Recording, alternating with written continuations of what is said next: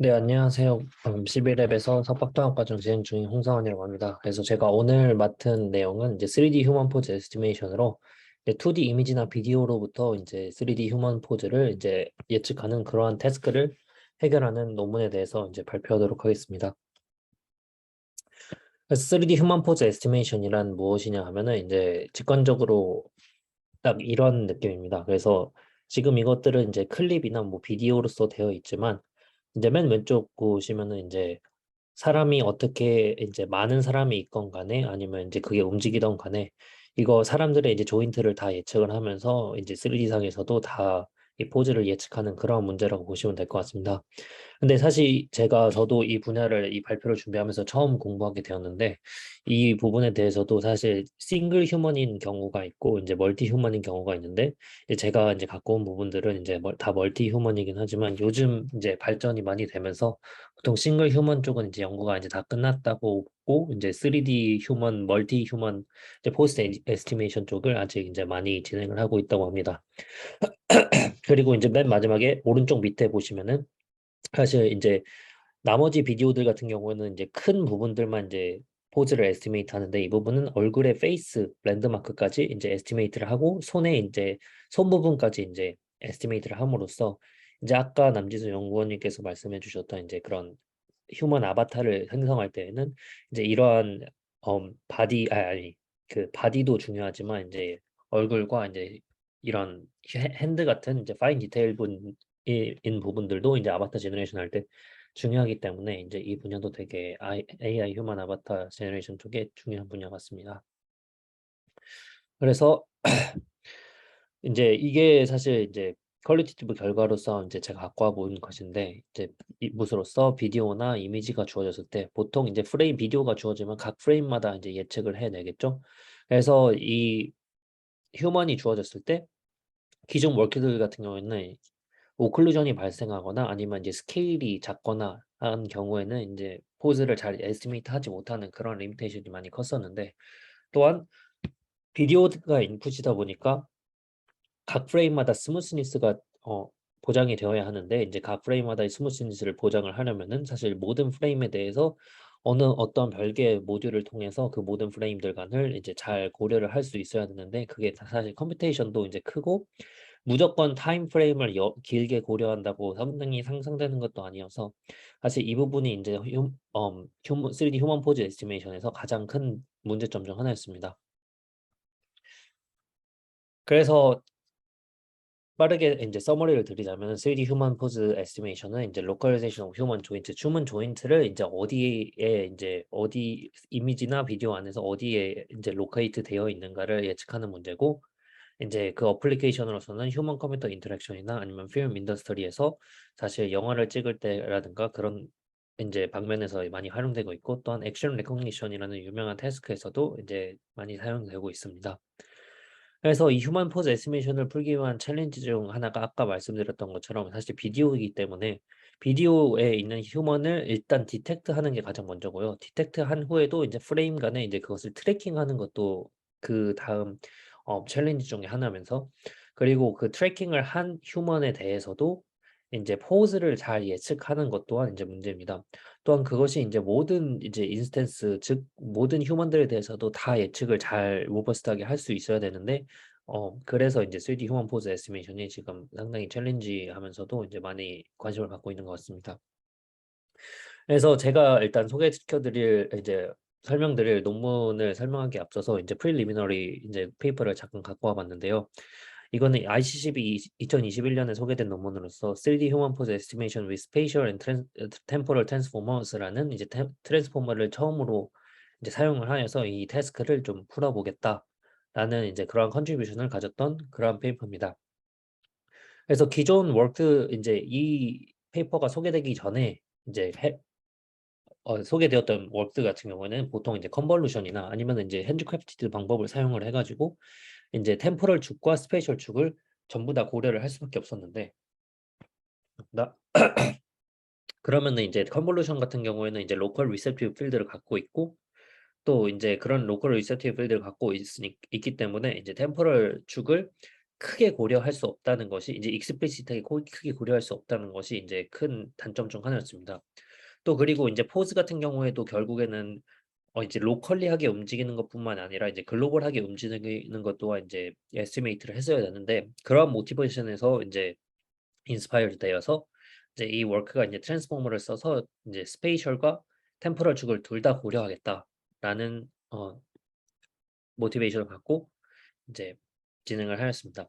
그래서 이제 잠깐 간략하게 설명드리자면 일단 첫 번째로 이제 예를 들어서 9 프레임에 이제 포즈가 에스티메이트 돼 가지고 인풋으로서 주어졌을 때 사실 나중에 좀 이따 설명드리겠지만 이 포즈 에스티메이트 하는 것도 저희가 지금 관심 있어 하는 휴먼 포즈 에스티메이션은 3D이기 때문에 일단 2D 포즈를 이제 에스티메이트 한 후에 그 2D를 이제 3D로 바꾸는 것이 과정이 필요합니다. 그래서 인풋으로서는 일단 2D 포즈 시퀀스가 인풋 이미지에서부터 이제 예측이 되어 가지고 그것을 갖고 인풋을 사용하고요. 그래서 일단 휴먼 포즈가 이제 2D 휴먼 포즈가 이제 이렇게 프레딕트가 된 다음에 각각 트랜스포머에 집어넣기 위해서 이제 패치 임베딩 같은 이제 그런 기본 작업을 거치고 이제 인풋수가 주어지는데 일단 오른쪽을 보시면은 각각 사실 이게 토큰 개수가 마냥 9개처럼 보이지만 사실은 이렇게 확대해 보면은 이 각각의 휴먼 이제 포즈가 개별로 다 프로세싱 되는 것을 이제 보실 수 있을 겁니다. 그래서 여기를 보시면은 이제 한 포즈가 들어가서 토큰으로서는 각 포인트가 전부 다 들어가 가지고 그래서 이게 사실 이제 스페이셜 트랜스포머라고 해서 그 조인트에 이제 스페이셜한 릴레이션을 이제 배워보겠다라는 그러한 역할을 가진 이제 트랜스포머입니다. 그래서 그 다음으로는 이제 이것들을 각각 독립적으로 처리한 이제 이 스페이셜 정보를 알아낸 이제 그 임베딩을 갖고 템포럴 축까지 이제 고려를 해보겠다 해서 이제 그 다음에 템포럴 트랜스포머 엔코더로 이제 그것을 고려한 다음에 마지막에 리그레션 헤드를 통해서 이제 어떤 프레임에 대해서 지금 이러한 포즈이다라는 것을 이제 보여주는 그런 방법이었습니다. 그래서 지금 방금 말씀드렸던 이제 이름으로는 이제 포즈 포머 버전 1인데요. 포즈 포머 버전 1이 이제 갖는 큰 문제점 두 개가 length of input 2D 스켈레톤 시퀀스가 이제 점점 길어질수록 어, 엄청난 컴퓨테이션이 필요가 된다는 겁니다. 왜냐하면 아까 말씀드렸던 것 같이 템포럴 컨시스턴시를 고려하려면은 어떻게 됐건 간에 이제 타임 축으로 프로세싱이 필요한데 타임 축을 정말 많이 가져가면 물론 많은 프레임들을 볼 수 있겠지만 그 말인즉슨 어, 그 많은 프레임을 본다고 하여서 이제 템포럴 스무스니스가 잘 보장이 된다고 얘기를 할 수 없기 때문에 그래서 어느 정도 트레이드 오프도 있고 심지어 올리면 올릴수록 컴퓨테이션도 있기 때문에 그것도 정말 큰 문제였지만 어떻게든 볼 수밖에 없는 그러한 이제 변수이기 때문에 그것도 이제 하나의 문제였고요. 그리고 아까 말씀드렸던 바와 같이 인풋으로서 2D 조인트 2D 포즈가 사실 인풋으로서 들어가기 때문에 저희는 이제 3D 포즈를 만들려고 하는 건데 이제 2D 포즈가 들어갔는데 그 2D 포즈는 보통 그 오프 더 쉘프 모델이나 아니면은 이제 그라운드 트루스 라고 이제 휴먼 어노테이션이 보통 그런 게 있으면 좋지만 보통 오프 더 쉘프 포즈를 사용을 한다고 합니다. 근데 그 오프 더 쉘프 포즈가 이제 2D에서 좀 퀄리티가 문제가 있다면은 나중에 이제 3D로 바꿔가는 작업에 대해서도 이제 영향을 끼칠 수 있기 때문에 그래서 이 두 가지 문제를 해결하고자 이제 이 두 가지 문제에서 이제 두 가지 퀘스천을 레이즈 하는데요. 그래서 어떻게 efficiently 이제 롱한 시퀀스를 잘 고려해 가지고 이제 휴먼 포즈 에스티메이션, 3D 휴먼 포즈 에스티메이션을 잘 태클할 것인가. 그리고 이제 조금 노이즈가 있는 이제 그러한 포즈에 대해서도 2D 휴먼 포즈에 대해서도 어떻게 모델이 좀 더 로버스트하게 3D 휴먼 포즈를 에스티메이트하게 만들 수 있을 것인가라는 이제 이러한 퀘스천을 이 포즈 포머 버전 2가 해결을 합니다. 그래서 이번 CVP가 2023년에 나온 논문이고요. 그래서 그림은 보시는 바와 같이 사실 상당히 비슷합니다. 포즈 포멀 버전 1과 상당히 비슷한데 일단은 그 아키텍처 같은 경우는 조금 이따가 다시 한번 설명드리겠습니다. 그래서 크게는 일단 이 부분도 이제 템포럴과 스페이셜 쪽을 둘 다 고려하지만 토큰 개수를 계속 많이 줄이고 템포럴 축도 이제 충분히 다 감안할 수 있는 그러한 방법으로서 이제 DCT와 이제 로우 패스 필터를 통해서 이제 프리퀀시 도메인에서 이제 프로세싱을 한다라는 정도 이제 하이 레벨 정보만 갖고 이제 레이더 슬라이드에서 이제 설명을 드리도록 하겠습니다. 그래서 일단 오버뷰부터 보여드리자면은 이제 여기 부분은 이제 에발루에이션 매트릭으로 MPJP라고 이제 얼만큼 이제 휴먼 포즈를 잘 맞췄나인데 아까 그 말씀드렸던 두 가지의 문제점 중에서 시퀀스 랭스와 렉스가 주로 길수록 이제 G 플롭스가 정말 높을 텐데 그게 많아도 이제 포스 포멀 버전 2 같은 경우에는 플롭스도 정말로 작고 그리고 퍼포먼스도 정말로 좋았다라는 그런 메시지를 이제 보여주었습니다. 그리고 컨트리뷰션으로는 이제 말씀드렸던 것 같이 이제 2D에서부터 이제 프리퀀시 도메인을 사용해서 잘 에스티메이트를 하였고 이제 이 프리퀀시 도메인을 통해서 이제 타임 도메인과 스페이셜 도메인까지 잘 이제 밸런스를 맞추었다. 그래서 이제 맨 처음 논문에서 시작하기에 앞서서 이제 DCT 코에피션트라는 것을 사용을 해서 이제 각각의 조인트들을 휴먼 포즈들을 이제 XY 좌표들을 이제 DCT 코에피션트로 이제 트랜스폼을 해줍니다. 그래서 이것을 통해서 이제 템포럴 인포메이션을 이제 잘 프리저브를 한번 해보겠다는 것인데요. 그래서 이 실험을 이렇게 토익 example을 보여줬는데 이제 DCT 코에피션트로 이제 트랜스폼을 하자마자 이제 코에피션트의 개수가 총 81개라고 하면은 로우 인풋은 사실 이 파란색처럼 이런 식으로 계속 휴먼 포즈가 이렇게 움직일 텐데 근데 그것을 이제 81개의 코에피션트 중에서 3개만 사용해도 이제 어느 정도 컨트롤은 잡을 수 있고 그리고 9개까지 사용하면은 이제 그것도 좀 더 정확하게 잡을 수 있고 27개를 사용을 하면은 이렇게 줌인을 해서 보시면은 충분히 이제 로우 인풋을 쓰는 것만큼의 이제 그러한 경향성을 다 따라잡을 수 있다. 즉 이제 이 DCT 코에피션트가 총 81개에서 81개 프레임에서 이제 총 27개의 프레임 정도만 사용을 하면은 이 코에피션트 27개만 가지고도 이제 그 어 모든 프레임에 대한 이제 디테일까지는 아니지만 컨투어 정도를 이제 다 감안을 할 수가 있다. 다 표현을 할 수가 있다라는 이제 토이 익스페리먼트를 보여주면서 이 DCT 코에피션트를 사용하는 것에 대한 정당성을 보여주었습니다. 그래서 이거는 방금 제가 말씀드렸던 3개, 9개, 27개에 대해서 어떻게 경향성이 있는가를 보여주었던 말씀드리려고 했던 슬라이드고요. 그래서 이제 아키텍처로 다시 돌아보면은 이제 사실 원래 이 아웃 프레임은 이제 원래 데이터셋마다 다르겠지만 이제 아까의 예를 들어서 이제 81 프레임이라고 보면은 이제 원래 포스포멀 버전 1에서는 각각을 스페이셜 트랜스포머를 각각을 처리하지만 여기서도 이제 처리하고 여기서도 똑같이 처리를 하는데 여기서는 스페이셜 트랜스포머에서 동시에 이 3개의 프레임도 동시에 같이 보는 그러한 기능도 넣어 주었습니다. 그래서 스페이셜 트랜스포머는 사실 포스포머 버전 1에서 썼던 것과 이제 전혀 다른 구조가 아니고 이제 완전 똑같다고 합니다. 그래서 이제 바뀐 거라고는 여기서 이 풀 시퀀스를 넣는 거 대신에 풀 시퀀스를 넣어서 이제 DCT 코에피션트를 구한 다음에 거기서 아까 보여드렸던 이제 토이 익스페리먼트에서 나온 결과와 같이 한 27개 혹은 9개 정도만 돼도 이것을 다 표현해낼 수 있기 때문에 27개나 9개의 프레임 정도만 가져올 가고요. 그리고 거기서 이제 로우 패스 필터를 흘려서 이제 하이 프리퀀시 즉 디테일 같은 부분을 뺀 다음에 로우 이제 컨투어 정도만 나타낼 수 있는 그러한 코에피션트들만 남겨서 이제 그것을 리니어 프로젝션을 시켜 가지고 이제 같이 타임 프리퀀시 피처 퓨전 이제 트랜스포머에 인풋으로서 넣어집니다. 이제 여기서는 그냥 다시 하는 것은 정말 스트레이트포워드 하고요. 스페이셜 트랜스포머는 아까 말씀드렸던 것과 같이 그냥 평범한 이제 트랜스포머 구조이고 사실 여기서도 스페이셜 축으로 고려했던 이제 토큰들과 템포럴 축으로 그 프리퀀시 축으로 고려했던 것을 이제 퓨전을 해줘야 되는데 이제 그 퓨전 자체도 죄송합니다. 그 퓨전 자체도 어차피 토큰 축으로 다 같이 들어가는 거기 때문에 토큰을 이제 한꺼번에 처리를 한 다음에 멀티헤드 어텐션을 이제 통해서 이제 스페이셜 축으로 나왔던 이제 임베딩과 이제 프리퀀시 도메인으로 나왔던 임베딩을 이제 같이 어소시에이트 시킨 후에 그 다음에 이제 프리퀀시 MLP와 MLP를 통해서 이 부분은 프리퀀시 MLP가 들어갈 거고 이 부분은 이제 MLP가 들어갈 건데 그래서 이제 다른 MLP를 통해서 각 아웃풋을 낸 다음에 그것을 이제 에디션으로 다시 이제 합쳐 줍니다. 그래서 이제 아키텍처 같은 경우는 굉장히 간단하고요.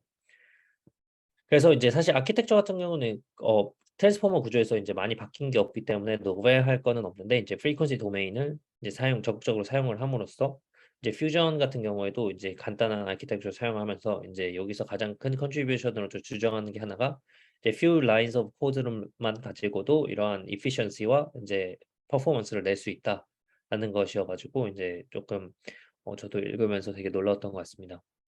그래서 이제 실험적으로 넘어가면 이제 데이터셋은 이제 두 가지 데이터셋을 쓰는데요. 첫 번째로 휴먼 3.6 millions라는 이제 widely used benchmark인데요. 이제 3D 휴먼 포즈 에스티메이션에 대해서 가장 많이 쓰이는 벤치마크 중 하나라고 합니다. 그래서 이제 15 different actions랑 이제 11 subject에 대해서 이제 비디오를 가지고 있고요.